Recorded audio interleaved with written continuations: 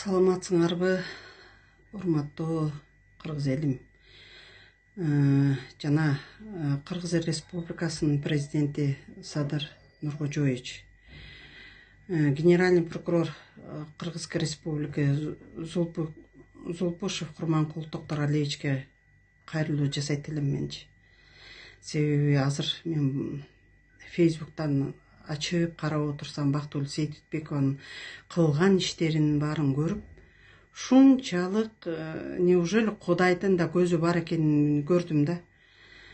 Мен да ошого окшоп жанагы страдать этип Фейсбукта жазып аткан элдердин катарында мен да бармын ошонун ичинде. Москвада жалгыз гана мен эмес, менден тышкары дагы толтур адамдар бар. Алар да окуп атышат, көрүп атышат, жазып атышат, баары тең комментарийларды коюп атышат.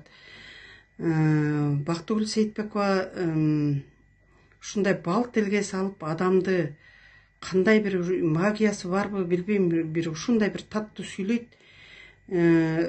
Бал тилге салып өлгөн адамды тирилте турчу аял экен. Мен аны 2016 жылдан бери жакшы тааныйм. 2019 жылдан бери мен муну менен алака береке болуп, акча беришип, алышып жүргөн болчумун. Банктан да акча алдым, мына проценти менен. Бактыгүлгө айттым, Бактыгүл, мен банктан акча алып берип атам сага. Өзүмдөн чогулткан Кыргызстанга алып кетем, мен ошо үй жайымды оңдойм деген акчаларымды берип атам. Эми мен кеткенге чейин иштетип алып, анан бергиниң деп, себеп бул садоводдо кийим сатып жүрчү ушул жерде аял. Андан тышкары Бактыгүл келип, айланайын токо, ушу банктагы алган акчаңдын процентине чейин төлөп берем. Алып бер, азыр оптовыйда момунда баа болуп атат, момунчасын эме кылып алайын, бир сыйра.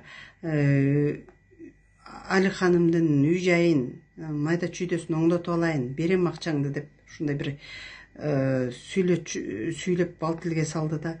Мен да аялмын да, аял катары аны түшүнүп, хорошо эми ушуну берип турайын, анан убагында мен үйгө кетерде бересиң десем, макул деп менден дагы баягы рубльдар долларга алмаштырып, ушуга берип атпаймынбы. Ошентип азыр жашым 60ка чыкканга чейин темселеп ушу жакта 1 сомдун аркасынан акчанын кулу болуп иштеп жүрөбүз.